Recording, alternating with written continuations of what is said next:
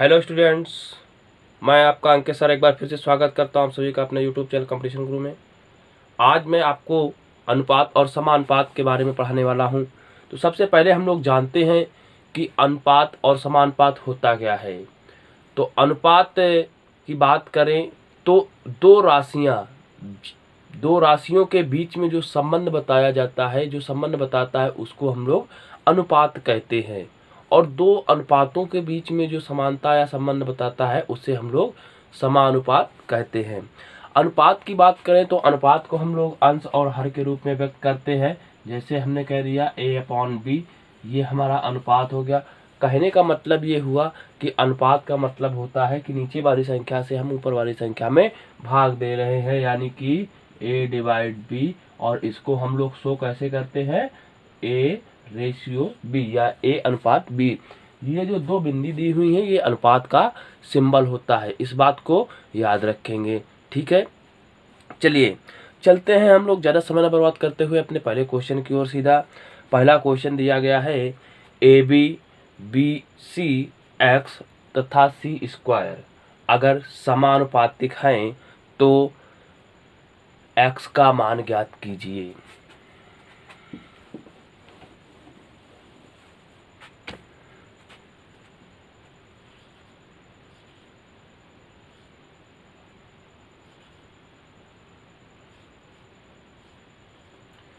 कह रहा है ये सभी समानुपातिक हैं तो x का मान ज्ञात कीजिए। एक बात हमेशा याद रखेंगे, जो समानुपातिक होंगे उनके लिए मैं बता दूं आपको कि अगर बाहर और बाहर का गुणा करने पर एवं अंदर और अंदर का गुणा करने पर यदि दोनों इक्वल आ जाते हैं तो वह समानुपातिक होगा। अब यहाँ पर अगर हम बात करते हैं तो इसका और इसका मल्टीप्लाई अगर हम कराते हैं तो ये हो जाएगा ABC²। इसका और इसका मल्टीप्लाई कराया तो ये हो जाएगा BCX। हमको इसकी वैल्यू निकालनी है, क्या करेंगे, इसको इधर डिवाइड में ले आते हैं। जब डिवाइड में ले आएंगे तो हो जाएगा ABC² अपॉन BC। B से B कट जाएगा, C से स्क्वायर कट जाएगा, हमारा आंसर आ जाएगा AC। बहुत ही आसान है। जी हाँ दोस्तों, ये याद रखिएगा, मैं हमेशा एग्ज़ाम बेस पे पढ़ाता हूँ। कोई भी ऐसी चीज़ नहीं पढ़ाता हूँ जो कि आपको अच्छी लगे, बल्कि वो पढ़ाता हूँ जो आपके लिए उपयोगी हो।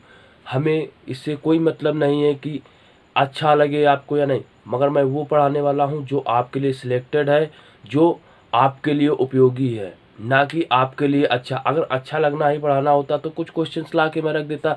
आपने देखा होगा मैं किस बुक से पढ़ा रहा हूँ, ये आपको मिलते भी होंगे क्वेश्चन। नहीं मिलते हैं, याद रखिएगा, मैं SD यादव से अधिकतर पढ़ाता हूँ।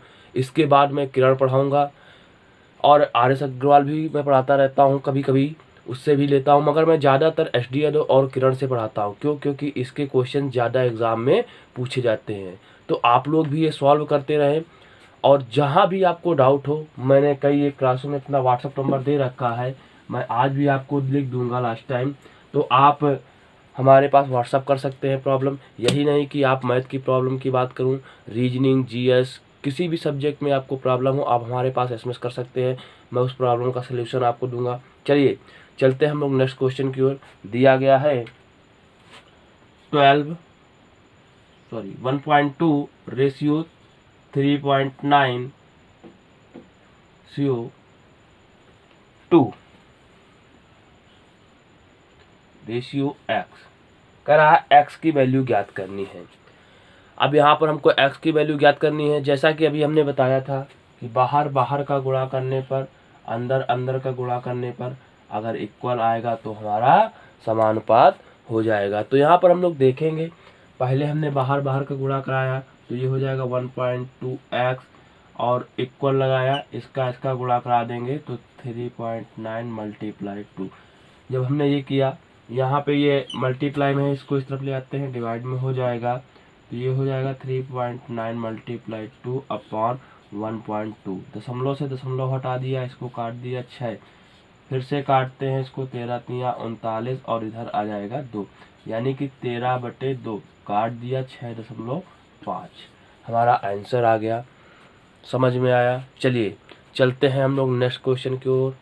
हाँ, थोड़ा सा जल्दी मैं बता देता हूँ, आप इस बात को भी कह रहे होंगे कि सर जी बहुत जल्दी बता जाते हैं, क्योंकि आसान है यार, आप भी कर सकते हो। जब जल्दी करने की कोशिश करोगे, जल्दी प्रैक्टिस करोगे, तभी तो आप एग्ज़ाम फाइट करोगे ना। वहाँ पे अगर आराम आराम से आप करोगे तो समय तो पूरा करने में ही ले जाओगे। इसलिए प्रैक्टिस करो, जितनी ज़्यादा प्रैक्टिस करोगे उतनी ज़्यादा स्पीड बनेगी। स्पीड बनानी है, ये याद रखो। अगर स्पीड नहीं बनाओगे तो आता तो सबको, मगर जो स्पीड में करके आता है एक्चुअल में सक्सेस वही होता है। इसलिए स्पीड बनाओ, स्पीड में क्वेश्चंस करने की कोशिश करो। चलिए चलते हैं हम लोग नेक्स्ट क्वेश्चन की ओर।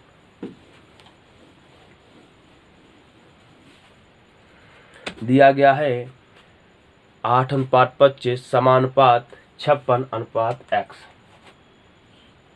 8:25 समानुपात 56:x। फिर से वही बात कर रहा है, x की वैल्यू निकालिए। x की वैल्यू जिसको समझ में आ गया है वो वीडियो को पोस्ट करें और निकालें। जिसको नहीं समझ में आया है मैं एक बार फिर से बता रहा हूँ, थोड़ा अच्छे से समझेंगे। हमने बताया क्या, बाहर बाहर का गुणा करेंगे, अंदर अंदर का गुणा करेंगे, ठीक है।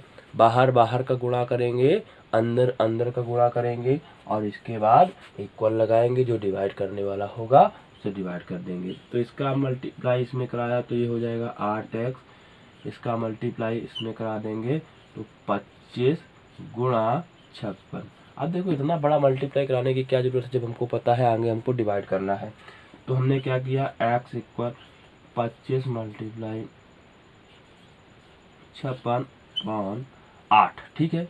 8 से इसको डिवाइड कर दिया, 7 बार में 25 सत्ते 175 होता है, ठीक है। सॉल्व हो गया बहुत आसानी से। चलिए एक क्वेश्चन हम और करेंगे, फिर टाइप हम चेंज कर देंगे।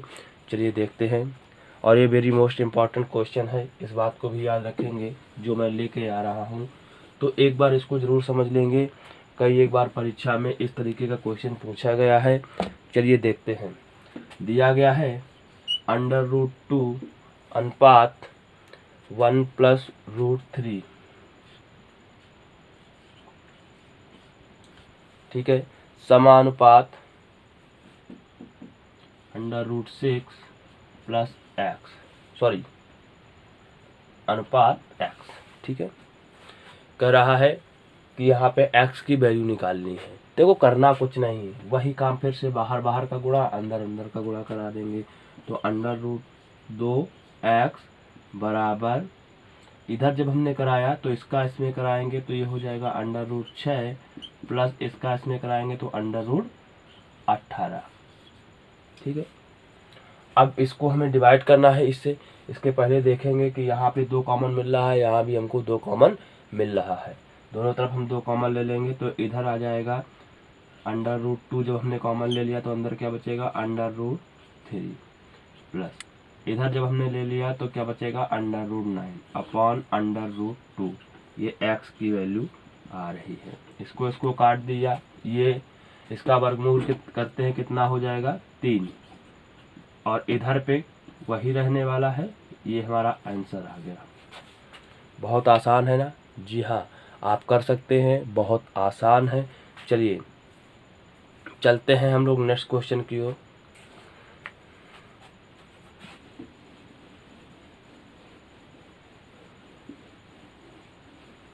अब हम लोग बात करने वाले हैं तृतीयानुपात की।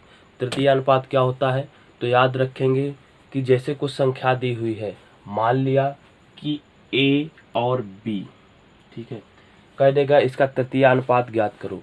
तो कहने का मतलब ये है कि जो अनुपात a से हमारा b का हो, वही अनुपात आने वाली संख्या का b से होना चाहिए, यानी कि वही अनुपात b से c का भी होना चाहिए। जैसे हमने ले लिया कि 2 और 4, कितना ले लिया 2 और 4, तो 2 दूनी कितना होता है 4। इसी प्रकार से 4 दूनी 8 होना चाहिए, यानी कि 4:8, तभी तो 2 दूनी 4, 4 दूनी 8, ठीक है। ये होता है हमारा तृतीय अनुपात। अब इसको हम लोग करेंगे कैसे, इस बात को भी देख लेते हैं, याद रखेंगे। तो यहाँ हमको थोड़ा सा देखेंगे, समझेंगे, थोड़ा सा समझेंगे। देखो ये हमने लगा दिया समानुपात, ये तो हमको पता है, ये भी पता है। हमको पता क्या नहीं था, ये x नहीं पता था ना। समझने की कोशिश करना, जब ये नहीं पता था, हमने अभी आपको बताया कि अंदर अंदर का गुणा करते हैं, बाहर बाहर का गुणा करते हैं। तो बाहर हमने इसको लिख दिया 2x और अंदर हमने करा दिया 4 गुणा 4 बटे 2 यानी कि 16 बटे 2 यानी कि 8। अब ये 8 आ गया। अब हम देखते हैं कि इसको हम फार्मूले के बेस पे कैसे बनाते हैं। ये हमको नहीं पता है, हमको यहाँ पे हमने ले लिया क्वेश्चन मार्क। ठीक है, देखो फार्मूला बन रहा है। ठीक है, क्या लगा दिया क्वेश्चन मार्क। अब हमें पता है बाहर बाहर का गुणा, तो बाहर बाहर का गुणा यानी कि ए ही हो जाएगा क्योंकि दूसरे स्थान पे तो क्वेश्चन मार्क है। अंदर अंदर का गुणा यानी कि बी स्क्वायर हो जाएगा। ठीक है, क्वेश्चन मार्क को वहीं रख दिया। ठीक है, बराबर बी स्क्वायर अपॉन ए यानी कि जो बाद वाला पद होगा उसका स्क्वायर कर देंगे और पहले वाले पद से डिवाइड कर देंगे। चलिए एक क्वेश्चन लेते हैं हम इसी प्रकार का। दिया गया है 12 तथा 18 का तीसरा समानुपातिक क्या होगा। चलिए देखते हैं।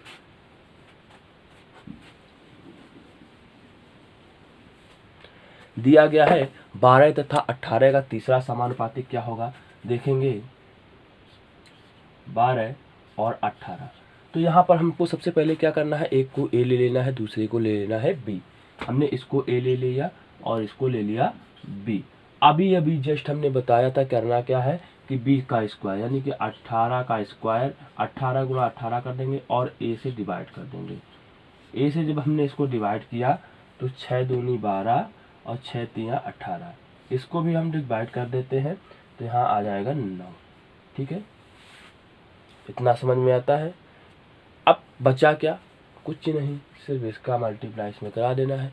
मल्टीप्लाई कराएंगे कितना आ जाएगा, जल्दी से बताइए।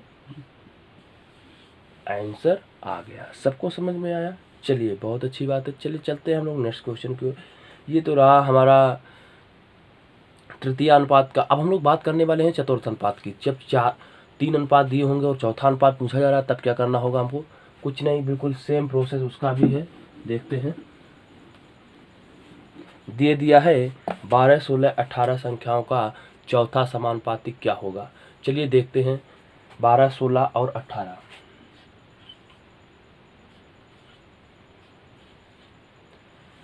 अभी हमने बताया था आपको करना क्या है, अंदर वाली दोनों संख्याओं का गुणा करा देना है और बाहर वाली संख्या का गुणा करा देना है। तो यहाँ हो जाना है 12x बराबर 16 गुणा 18। इससे हम कर देंगे इधर डिवाइड, तो ये हो जाएगा x बराबर 16 गुणा 18 बटे 12। 12 से हमने डिवाइड किया तो 6 दूनी 12 होता है, सॉरी 6 दूनी 12 होता है और इससे डिवाइड कर देंगे 8 त्रिका 24। हमारा आंसर आ गया। बिल्कुल एक लाइन में आप कर पा रहे हैं। देखेंगे कि यहाँ से हमने सॉल्व करना चालू किया, यहाँ ख़त्म कर दिया, एक लाइन में पूरा क्वेश्चंस ख़त्म हो जा रहा है। मैं जो भी क्वेश्चन आपको पूरी मैथ में बताने वाला हूँ, बस इससे बड़ा कुछ नहीं होगा, इससे छोटे ही होने वाले हैं। चलिए चलते हैं अगले क्वेश्चन की ओर। दिया गया है 0.02 और 0.32 का मध्य अनुपाती क्या होगा। मध्य अनुपाती क्या होगा, इस बात की भी बात करेंगे। मध्य अनुपात का मतलब हो गया बीच का अनुपात। अब बीच वाले के अनुपात के लिए क्या करना है ये भी देखते हैं। जैसे अभी अभी जस्ट हमने बताया था कि जो अनुपात ए का बी से हो वही अनुपात बी का सी से भी होना चाहिए, तभी हमारा निकलता है समानुपातिक।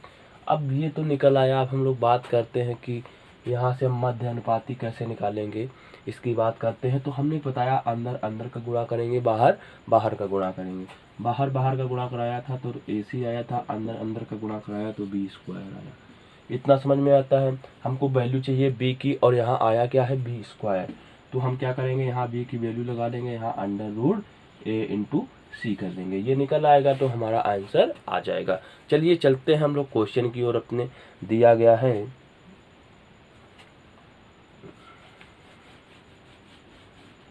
0.02 और 0.32 कह रहा है इसका मध्यानुपाती निकालना है। चलिए देखते हैं कैसे निकालेंगे हम लोग मध्यानुपाती। सबसे पहले हम लोग क्या करने वाले हैं, इन दोनों का मल्टीप्लाई करा देंगे और अंडर रूट कर देंगे। तो 32 दूना कितना होता है 64, 2 अंक बाद इधर 2 अंक बाद इधर, यानी कि टोटल कितने अंक बाद दशमलव हो जाएगा 4 अंक बाद। ठीक है, अब इसका हम लोग निकाल लेंगे वर्गमूल। वर्गमूल निकालने के लिए हमने देखा ये 64 जो होता है वो किसका वर्ग होता है, तो पता चला 8 का। अब यहाँ पर कितने अंक बाद टोटल दशमलव है, 4। 4 का आधा होता है 2, यानी 2 अंक बाद दशमलव होना चाहिए वर्गमूल में, मगर यहाँ पे तो अभी 1 अंक ही मिला है, तो हम क्या करेंगे, 1 0 और बढ़ा देंगे, ये हमारा आ जाएगा मध्य अनुपाती। ठीक है, चलिए एक क्वेश्चन और करते हैं। दिया गया है 8 तथा 18 का मध्य अनुपाती ज्ञात कीजिए। चलिए देखते हैं 8 और 18 का मध्य अनुपाती निकालना है।